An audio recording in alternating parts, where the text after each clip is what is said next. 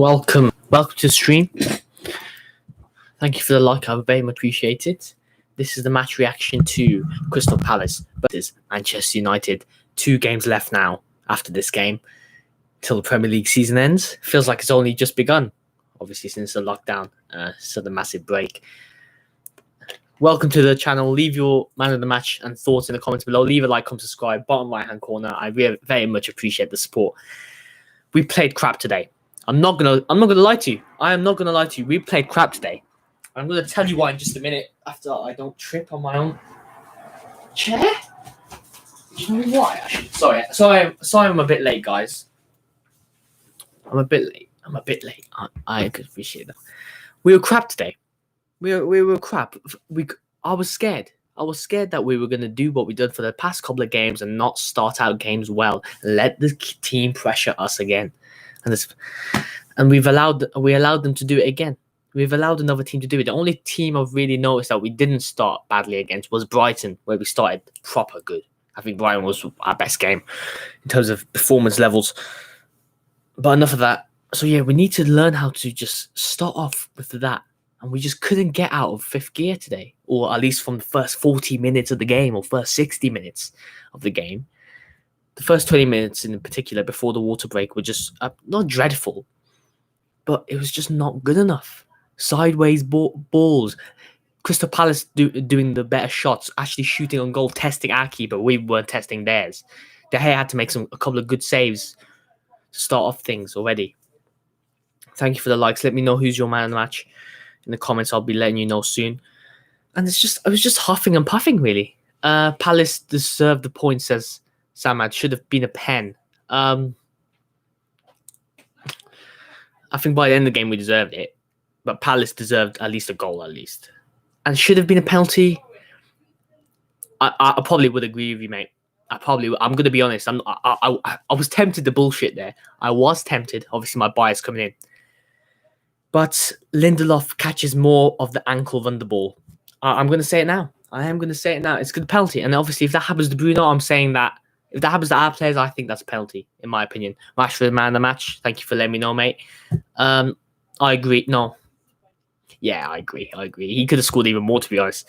Rashford's gotten better and better with every match after lockdown, showing his class. Yeah, De Gea had to make some solid saves, but it was comfortable enough for him. It wasn't like amazing saves to begin with. We weren't testing the keeper. It was after that water break we started to have a couple of chances here and there. But even then, we were just hitting the ball off target. Greenwood looked rusty with a shot. I think apparently he had injections in his legs. I don't understand what's happening here. Luckily, we subbed him off. Hello, Bobby. Welcome to the stream. How did you find that match, mate? I don't think we played well, but we got the points. That's what's important. That is what's important. The points were massive today. Very much important for this game. And I guess that's the priority, to get the points. But I'm not gonna just sit here and be like, oh, we've grinded that result. That's good. We got the second goal, breathing space by the end. Took us 70 minutes to play well, to actually play to a good standard, in my opinion. And obviously, if we play against, obviously it's common sense. The players will know this, the manager will know this. If we play like that against Leicester, we're done for. So obviously, or Chelsea, the FA Cup, if you want to count that as an important game, but I don't. Bobby says Palace had a good game. We didn't look good defensively, but going forward, we looked decent in the end. Yes, we did. Defensively, to be fair, but it wasn't just defensively, because the midfield was just getting bypassed. So it was like we were putting so much pressure on ourselves to begin with. I think it's almost like Palace knew what Southampton did in the last game, and they just tried doing that again. Even though some people don't expect that, because obviously Palace I don't think they're known for doing that, but they tried doing that, like, oh, that could be their weakness, Man United, just pressing them, high energy. And it sort of works against us. We need to sort that weakness out so other teams don't do that all the time. It's a huge 3 points. We play like that against Chelsea, though, we will lose. Yeah, but in the FA Cup, we're going to rest players in the FA Cup, and I'm guaranteed we're going to struggle anyway. If we get to the final, it's a bonus, in my opinion. It's all about Champions League football. Sadiq says Matic made a difference. Thank you for your commenting, mate. Matic definitely did make a difference. I think they rested him for... Today, we rested him for McTominay. McTominay, he just didn't look comfortable. So did Pogba. I don't think Pogba looked comfortable, to be honest, in the central midfield. I don't think can McTominay play CDM. I don't know if he could be the one to replace Match long term. So maybe looking at someone like Thomas Partey could be a good shout. But yeah, obviously, once I was happy when Match came on because just give McTominay a bit of a rest, but also that allows, of course, Pogba to get a bit forward, a bit more creativity. And who would have thought once Match comes on, attacking play gets much better? Who would have bloody thought that? Bobby says at one point we could have won the ball back. We just kept making silly fouls. Yes, that's true. Pogba in particular. No, I'm picking on Pogba. I think other players as well, to be fair. Fouls work to some extent in breaking up their play, but we're not having that. But I'd accept it more if we were actually playing better as well. So we weren't, so it was just annoying. Liam says VAR Chester United. You could, well, to be fair, I don't think it was VAR. I think it was the referee actually favouring us. So you got that wrong there. And I think with VAR, they've done that all season. It annoys me, to be honest, when for other teams. So I shouldn't be biased against my own team. When they obviously do that little millimeter offside, I just think that just ruins the game. I think it's not that deep, in my opinion. Like if it's like a whole foot offside, then okay, I think it's all right to say it's offside, or maybe or even ahead if it's like proper obvious. But obviously, if they're doing it against other teams, if it's being annoying against other teams, for once it favors us. I'm not going to complain, am I? You know what I mean? So I don't think we've been relying on VAR all season, mate. I mean, the goal they scored was offside. Yeah, it was offside, but in general in VAR, I don't like this millimeter thing. But obviously, it favors us. So if it favors other teams, annoyingly, why should it favor us for this season? You know what I mean? But obviously, in the long term, I want this to just get rid of this. Let's get rid of VAR because it's very Sam, you got a spot on there. It's very inconsistent VAR because the people who make the decisions are utter donkeys. Yeah, they are. Because the people on the pitch are donkeys, but also the people, the referees on the pitch. No, the referees on the pitch are donkeys, other players. And the people on the screens are bloody even more donkeys because they bloody have the evidence right there. And sometimes still they make the wrong decision. For God's sake, I swear we should have got a penalty in the first half as well, Man United. Nobody's going to talk about that because it's Man United. That's what I'm going to say. Maguire got taken out there. I need to rewatch that to make sure, but we got the 3 points. Who cares?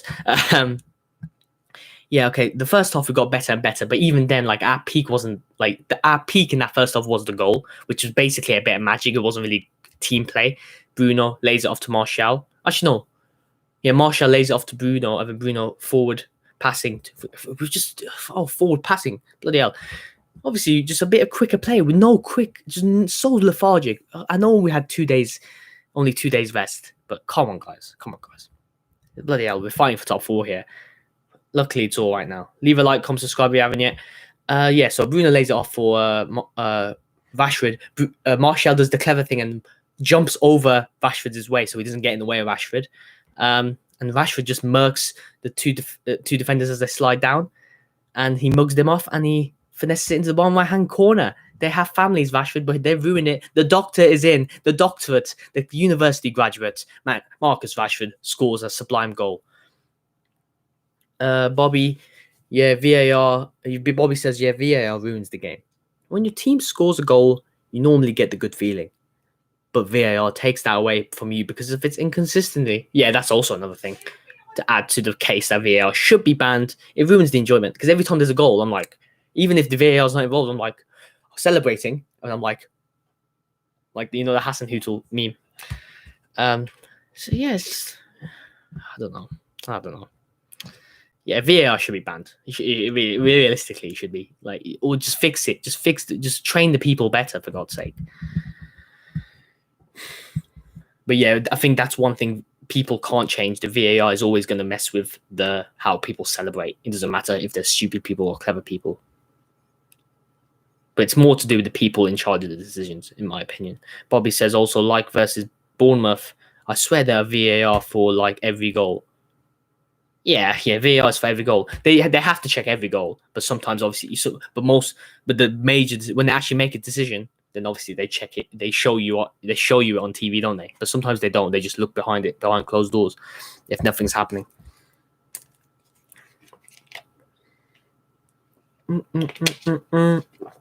Who's your man of the match, guys? Oh, I think I've already got Rashford as man of the match. Yeah, it was. What a goal! Mugged off those 2 defenders.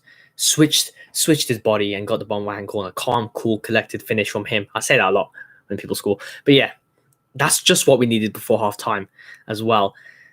Obviously, it's always good to get a goal before half time, even though we don't deserve it realistically in that first half. But we'll take it. I'll take it. And it shows we can be clinical when it counts. And obviously, we need to carry that on in the second half, I was thinking. But obviously, we didn't.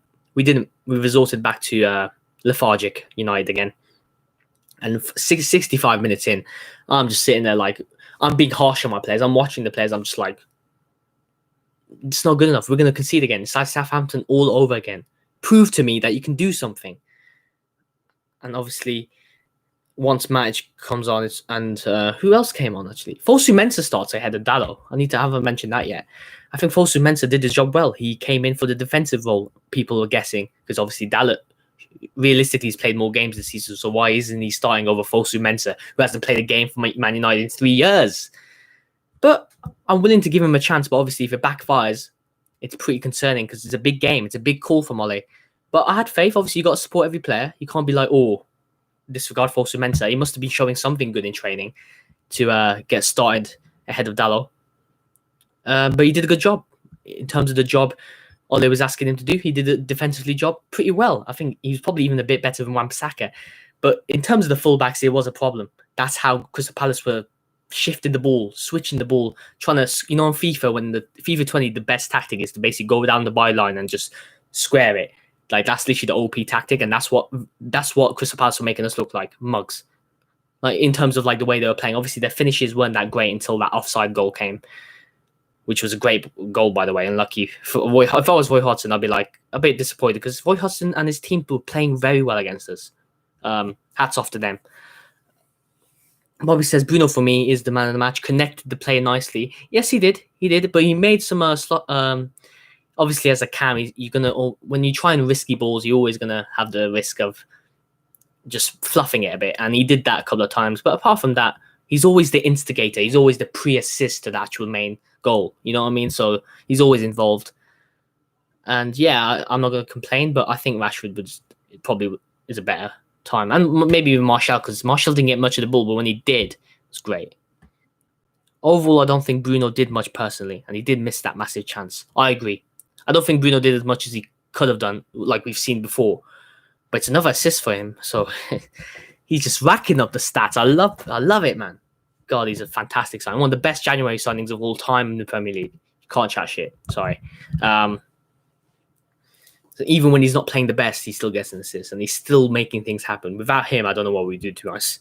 No, actually, no. We still have Rashford and Martial, because them two link up like proper bros, They've got that connection, bro. They've got mind control stuff, fam. I don't know. They've been training well together. It's so good to see them playing together, because obviously once upon a time, people were like, it's either Martial or it's either Rashford who's going to start. No, they work together in tandem, and it's beautiful to see. So even without Bruno, we'd still have them two, but he's just not that ties everything together. And that's why it's so important to have a backup just in case he's not there, because Bruno just does so much for us, man. I love it. I love him. Brilliant player, man. But this game, he wasn't a man of the match in my opinion, but I could see why some other people would say it was him. So after we got away with one, with the offside finish, good goal, by the way, we turned it around. We made the subs at the right time. Lingard came on for once, for, who was it, Greenwood, who wasn't playing particularly well. Good, fair enough. Interesting that Daniel James didn't come on for Greenwood. Lingard came on instead, maybe because Lingard's a bit more cautious on the ball, whereas Daniel James likes to tackle all the time. But I think Ole was trying to defend a bit more than he would have done, which was concerning, because I feel like the attack is always the best form of defense. But I feel like it's all that left-hand side we were attacking, but then the right-hand side we're just, retreating. It's like, it's that weird little...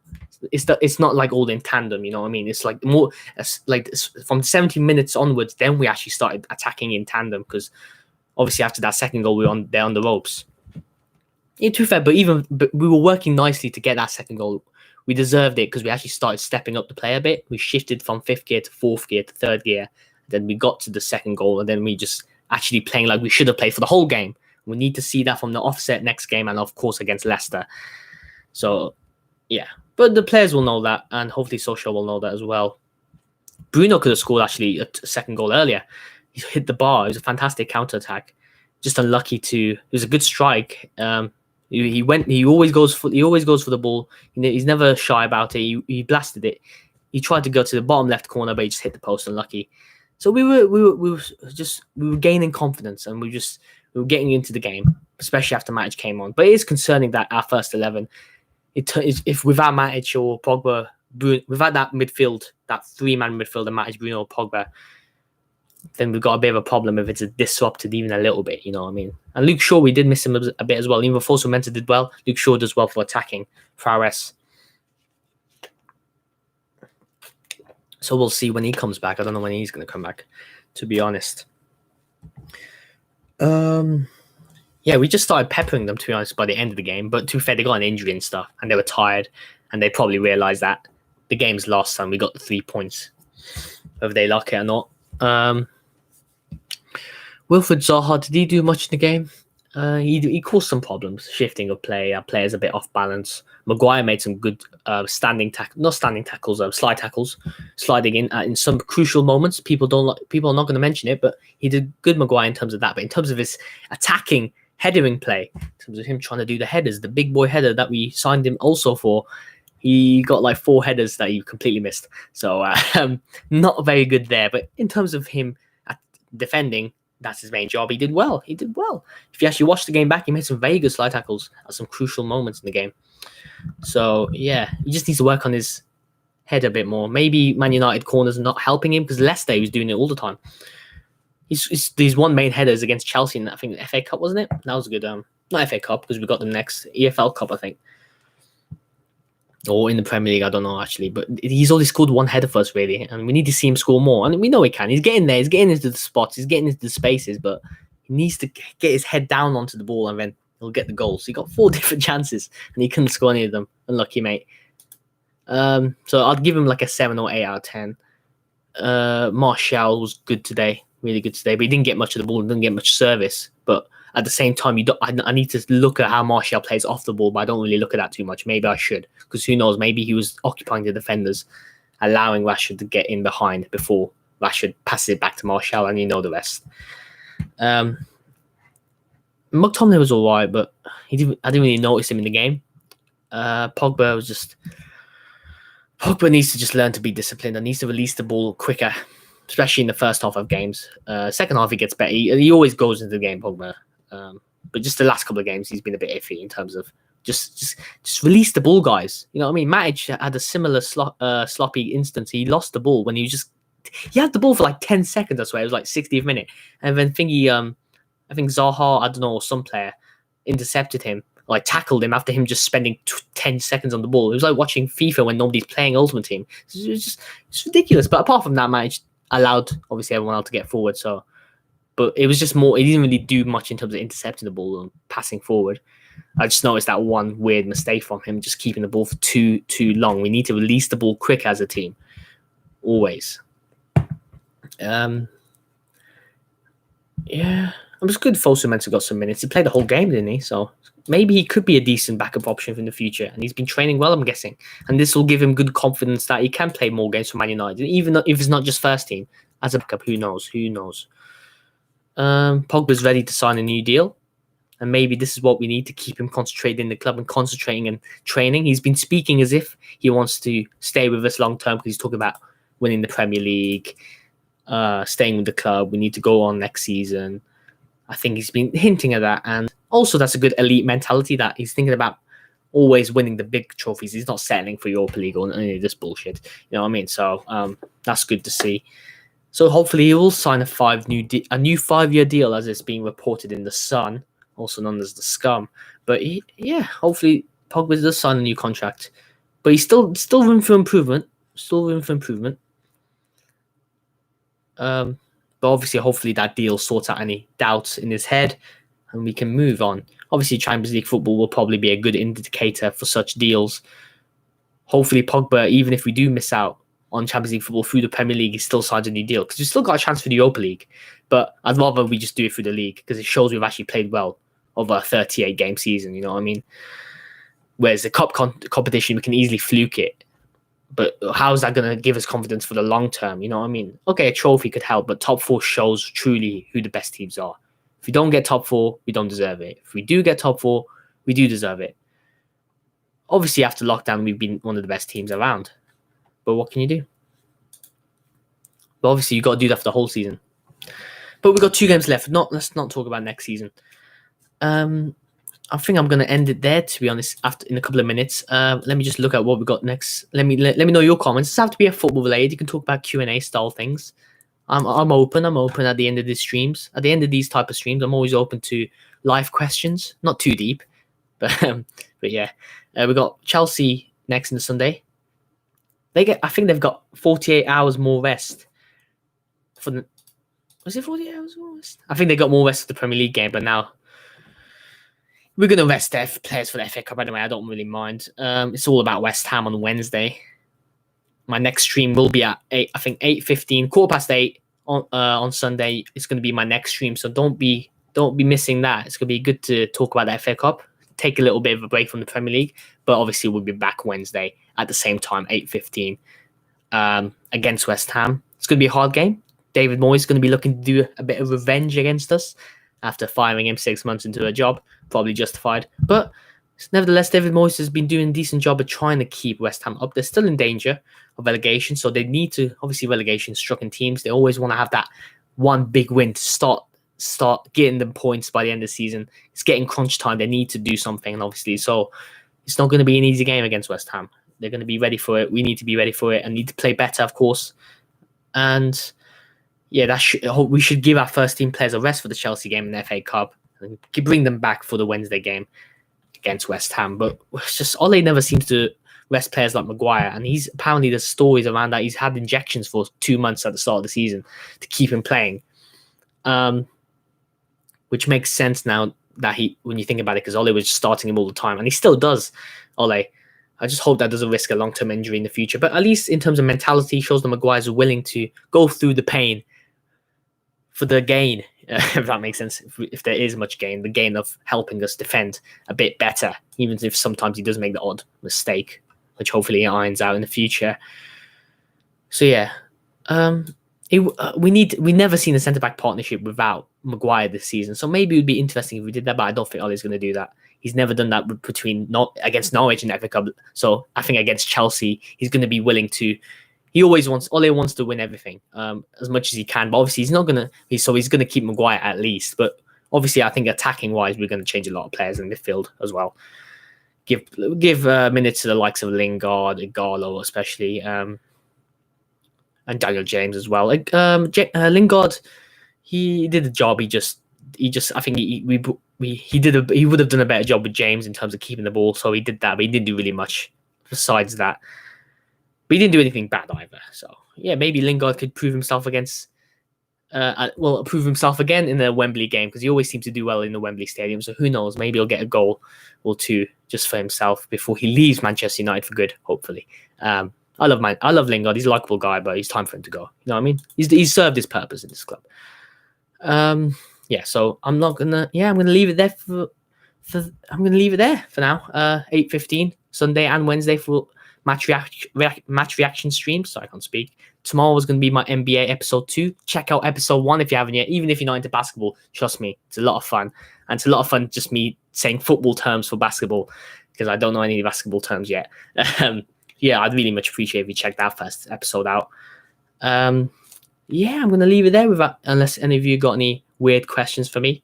I'm going to give you 20 seconds to do so. I really appreciate all the support. I'm going to end it there, unless any of you guys got any more questions. Leave your man of the match down below. My man of the match is Rashford. Martial, Bruno, close seconds to that. Martial is so big game player, step up when you need it, and we needed that second goal to just give that breathing space, didn't we? He gave us that massive. That's massive. Because if Martial doesn't score, and we got 11 minutes injury time, which we got, the tension would have been deafening. The tension would have killed me again. Against Southampton, it would have been Southampton 2.0. They definitely would have scored an equaliser, because they were playing with good intent, to be fair, Crystal Palace. But yeah, any questions, guys, before I go? God, I'm so good. We had to get that second goal. But hopefully the players are not too gassed and just show that we need to play better for the next game. That Leicester game is going to become massive, isn't it? It's going to be a cup final, bigger cup final than the FA Cup final. You know what I mean? So yeah, the cup is irrelevant now. The Premier League is what it's all about. But it's something to get excited for. It's not just we're 7th and we're done for, and it's another dead season for a banter era. We're trying to make movements, trying to progress as a club, and I've seen the progression to some extent. Maybe sometimes it's not as fast as I'm seeing, and there is always room for improvement. But we've seen the progression, and obviously let's just take it game by game. Again, 2 more games or 3 more games actually. Count the FA Cup, 4th one if we get to the final. Still 2 trophies on the line, and yeah, I'm just waffling now. Yeah, we can win 2 trophies. We can win Europa League, get top 1, win the FA Cup. That'll be mental. Who knows? But you'll be watching my reaction to that, hopefully, if that does happen this season. So yeah, thank you guys so much for watching. Leave a like, comment, subscribe, bottom right hand corner. Check out my NBA career mode episode 1. It's on my channel, and my next episode to that will be airing tomorrow. And obviously career mode episodes for FIFA coming soon as well. See you guys next time. Goodbye.